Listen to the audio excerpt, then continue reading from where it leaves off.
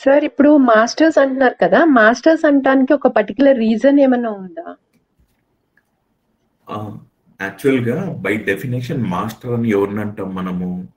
అన్ని సిట్యుయేషన్స్‌ని కొన్ని సాధనా పద్ధతుల్లో ఎక్స్‌పర్టైజ్ ఒక మెచ్యూరిటీ వస్తుంది. అరే! ఇతను ఆ వంట చేయడంలో మాస్టర్. అతన్ని మనం మాస్టర్ అంటాం.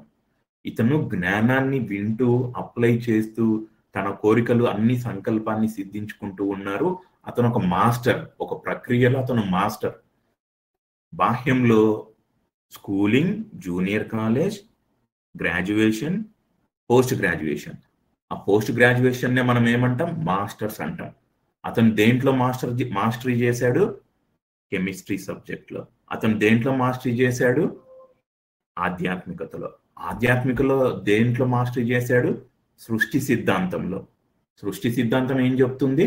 నీకేం కావలసినా నువ్వు సృష్టించుకోవచ్చు. అలా ప్రతి ఒక్కరి జర్నీ స్టూడెంట్‌గా మొదలవుతుంది.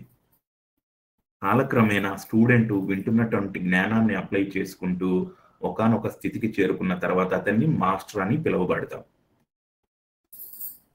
అండ్ దేర్ ఆఫ్టర్ ఒక దైవత్వ స్థితికి చేరుకున్నాక అతని అమరత్వం అనుకోండి, లేదా ఆ పర్టికులర్ గాడ్ డిజైన్ చేసుకున్నాడు అనుకో, నాకు విగ్రహారాధన కావాలి, నన్ను స్తుతించాలి, భజించాలి. It's depends upon entirely how that person design himself. A common terminology అంతే మాస్టర్. అండ్ ఇంకొకటి ఏంటంటే బై డెఫినేషన్ ఇంత విపులంగా మనం తెలుసుకున్న తర్వాత మాస్టర్ అని సంబోధించినప్పుడు ప్రతి సాధకుడికి ఎస్ నేను మాస్టరీ చేశాను సృష్టి సిద్ధాంతంలో, నాకేం కావాలో నేను సృష్టించుకునే విద్యలో ఆరితేరాను.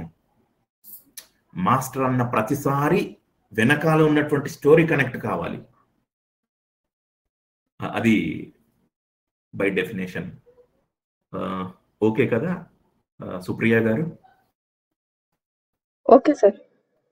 Okay, nice. Okay master. Nice.